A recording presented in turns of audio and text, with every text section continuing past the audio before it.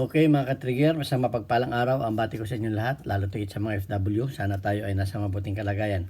At ngayon ito na ang part 2 nung tinanong ni A_Chavez na ang sabi niya ay, Sir, sana po makapag-video ka ng alin ba lang ang dapat ang lagyan ng langis sa 1911 at gaano kadami ang langis at alin ang wag papahida ng langis. Salamat po. Okay, ito na yung part 2. At isinama ko na rin yung pagbabaklas at pagbubuo. Okay, so ito na yung ating bubuuhin na binaklas natin sa part 1. At ngayon ay kung kagaano kadami ay papahiran lamang po natin ng langis. Hindi po kumbaga pahid lang na kaunti. Papahiran lamang, okay? So unahin na natin itong kanyang trigger at yung kanyang magazine ring. Okay, papahiran lang natin ng langis yan. Lalo tigit yung may makita kayong gasgas, pahiran natin ng langis. Ayan, at lalagyan na natin. So, ayan na. Unahin na natin. Dahil ang tanong niya ay gano'ng kadami ang paglalagay ng langis. Pahid lang po, hindi po kumbaga babasain lang natin. Ayan, pagkalagay niyan, ay para hindi natin makalimutan itong kanyang plunger ay inilagay na natin ito. Ito una nating nilagay, pero ito ay nilagyan pinahiran na rin natin ng langis yan. Pahid lang, papatakan lang natin ng langis, ganyan. Pagkatapos ay papahiran lang natin. Kumbaga binasa lang natin ng konti, hindi yung masyadong madami. Ayan. Ipapasok na natin yan dahil baka makalimutan pa yan. Lagi nakakalimutan yan eh. So ayan, pagkatapos noon ay ilalagay na natin itong magazine release. Ganyan din ito ay papatakan din natin ng langis sa loob. Yan, ikutin lang ninyo yan at dandahan dahil tumatalsik yung spring yan, malakas ang spring yan. Patakan lang natin ng isang patak yung loob ng spring. Pagkatapos ay kung malinis, linisan na, kung madumi, linisan natin. Tapos ibabalik natin at ikutin natin ng counterclockwise. Okay?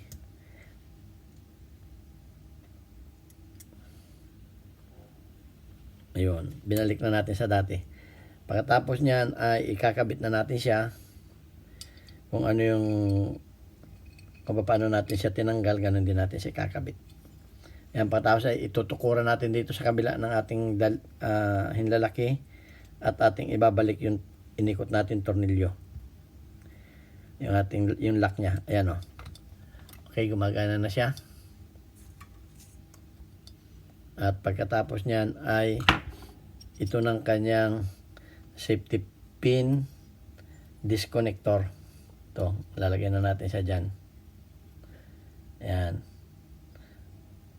At sisiguraduhin lang natin na nakatapat yung kanyang butas sa pin. Ayan. Tingnan natin. At susunod na natin yung kanyang dito tayo papawisan. Dito sa pagkakabit nito, okay? Katulad nung kung ano yung pag tinanggal ninyo, ganon din ninyo ikakabit yan. At patakan din natin isang patak na langis yan. Ayan. At ang pagkakabit nito ay ginagamitan ko ito ng tiyanik. Sapagkat ito ay mahirap pakiusapan. Ayan. Kailangan pagalingan tayo mag-shoot nito.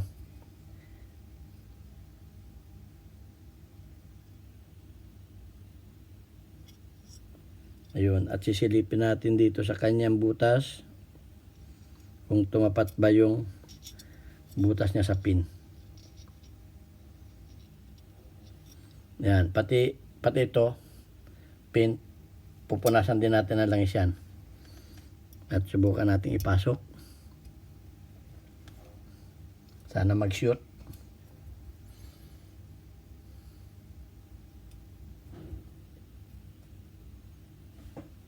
Kuha tayo ng maliit na kuha tayo ng patulis na pang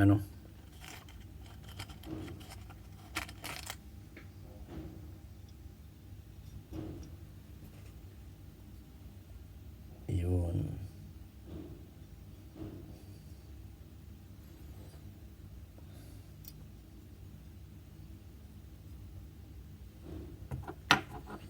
Dito lang tayo medyo magtatagal konti. Yan. Ayos na. Pagkatapos ay susunod na natin yung kanyang hammer.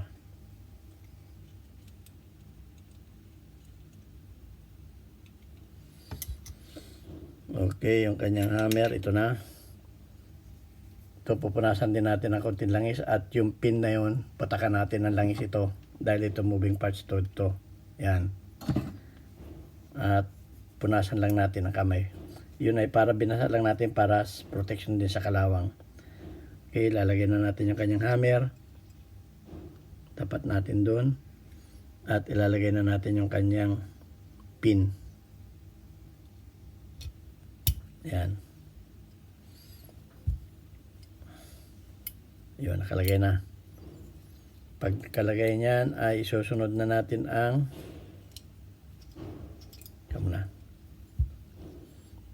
sunod na natin itong kanyang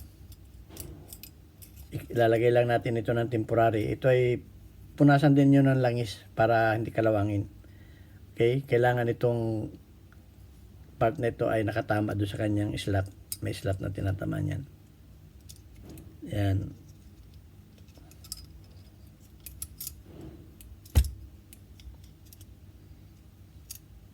Yun, importante nakatama yung ano na yun. At chichikin natin kung ayos ba. Ilalagay muna natin ito ng bahagyang nakapasok. Huwag natin isasagad sapagkat yan. Chichikin lang muna natin yung chikin natin yung trigger kung gumagana. Ayan, pag gumagana yan, okay yan. Ayan o. Yun, gumagana. Chikin lang natin. Okay. Pagkatapos, ang ikakabit na natin ay ito ng safety grip. Ayan.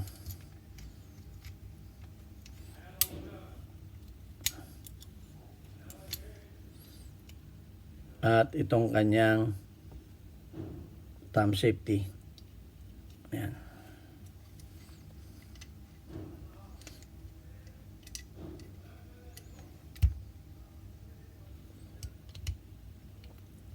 Okay. Ito po ang pagbubuo nito ay hindi ginagamitan ng martilyo. Okay, gagamit ng martilyo sa pagbubuo nito. Kabit na natin yung kanyang ambi.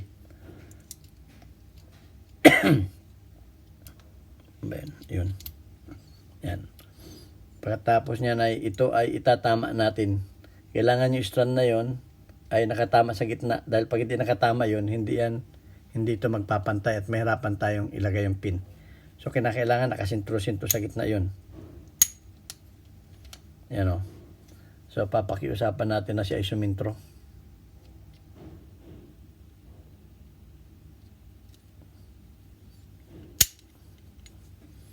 Ayun ang mahirap. Hindi makipakiusapan ito sumintro.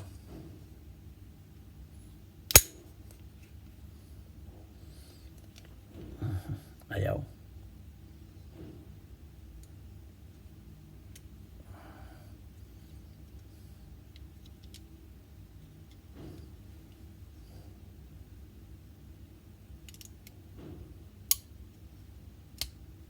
Yun. Patapos ay ating hammer down.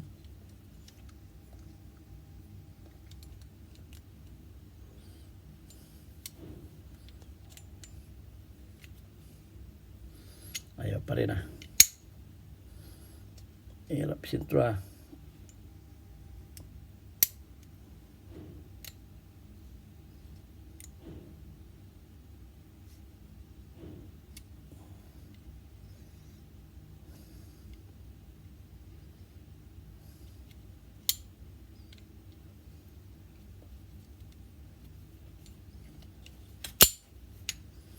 Ayun, tumama na. Pag yan ay pantay na, tumama na yun. So ilalagay na natin agad yung pin para hindi na mawala sa kanyang ano. Okay. Ito lang ang gagamitan natin ng martilyo. Pagpapasok nito. Ito medyo mahirap-hirap lang eh. Ayan, at nabuo na natin. Okay, at ang isusunod na natin ay kanyang slide. So, ikakabit na natin ang kanyang extractor pagkat itong huli natin tinanggal. So, kahit ito, wala na itong langis sapagkat di naman ito masyadong gumagalaw. Pero, punasan lang natin ng konti, basa-basa ng konti para hindi kalawangin.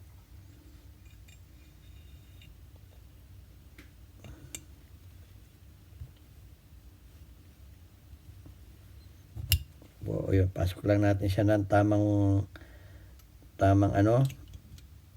posisyon. Ayan. Pagkatapos ay kakabit na natin itong kanyang safety block. Yan. Okay, hindi papasok ang firing pin kung hindi natin ididiin ito. Didiin na natin yan. Yan, pagkatapos papasok natin ang firing pin para dumaan yung firing pin. Kailangan natin ng pantulak. Tulak natin firing pin. Yan. Ay.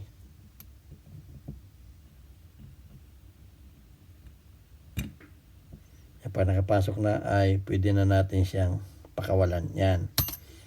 Pagkatapos ay yung kanyang retainer. Yan. Yung kung anong posisyon natin tinanggal, ganun din natin kakabit at ipapasok natin yung firing pin para pumasok yung kanyang retainer sa posisyon niya. Yun. Kailangan sumagad.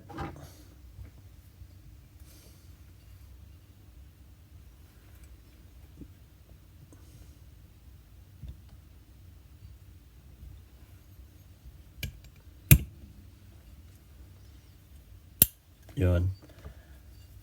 At titingnan natin yung firing pin. Ayan, gumagana. Ngayon ay bubuuin na natin. Okay. Punasan lang natin sa kamay lang natin. Huwag naman masyadong langis. Okay. Pwede natin itong patakan ng isa lang. Pagkatapos ay ikalat lang natin dito. Ikalat lang natin.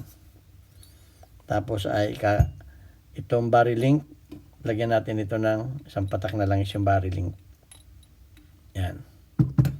Kasi yan ay naglalaro yan. Okay.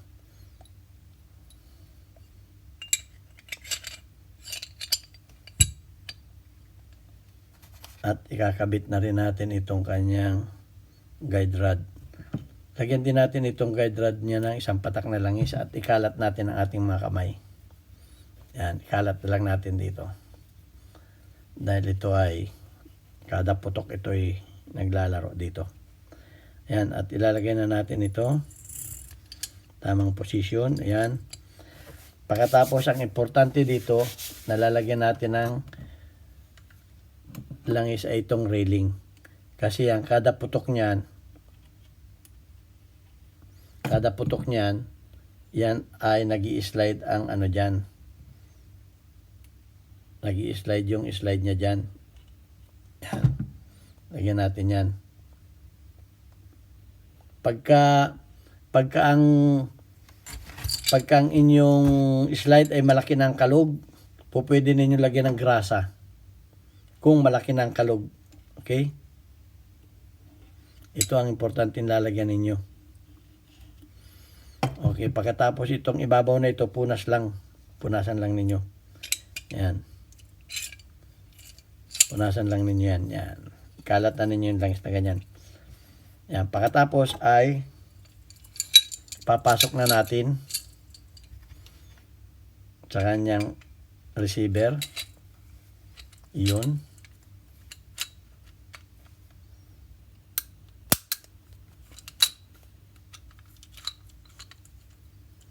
At silipin natin yung butas kung nakatapat ba.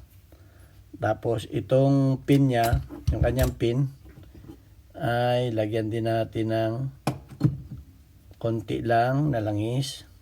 Yan. Tapos ay ipapasok na natin doon sa kanyang posisyon. Ayan. Pasok na natin.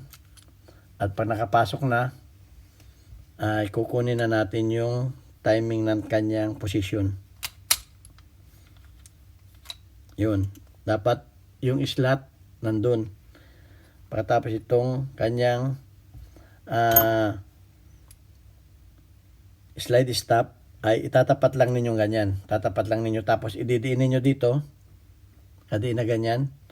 Pagkatapos ay ipipress ninyo ito. Ito nakapress tapos ay itutulak ninyo papasok ito. Yun. Bingo. Ayos na. Pagkatapos niyan ay kapit natin yung kanyang barrel bushing. Isang patak din yan. Ang importante dyan ay meron siyang konting lubrication. Okay? At ang loob ng barrel ang hindi nilalagyan ng langis. Yan. Huwag kayong maglalagay ng langis sa loob ng barrel. Kailangan ang barrel ay yan ang tuyong-tuyo. Pagkatapos niyan ay ipapaling natin pa kabila. At ilalagay na natin ito. Okay, yung parting pantay nito, yung parting pantay, yun ang nasa loob. Itong hindi pantay ang yung pagka-coil niya. Hindi pantay dito sa surface. Sa labas yan. So, yan. At papasok na natin na gano'n at ilalagay na natin yan. Yun. Pagkatapos niyan ay tapos na po. Okay, chichikin lang natin. Pagkatapos ay pupunasan natin yung mga langis sa labas. Okay. So ito ang inyong Pinoy Firearms Instructor. Sana may natutunan kayo sa akin at napagbigyan ko ang inyong kahilingan hanggang sa muling video natin. God bless us all.